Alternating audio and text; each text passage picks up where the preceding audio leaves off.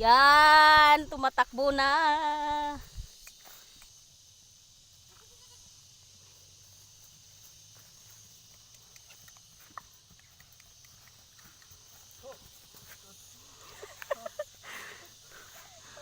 Gusto na niyang tumakbo bago pinatigil. Mahirap kasi takot ka. Takot kang mahulog. Oo nga eh. Dami na nga akong pinagdaanan na to. Para makamit lang ang officially vlogger. Grabe. Hindi, dahil po sa mga request nila.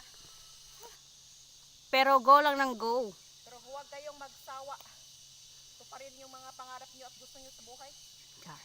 Dahil dyan yan.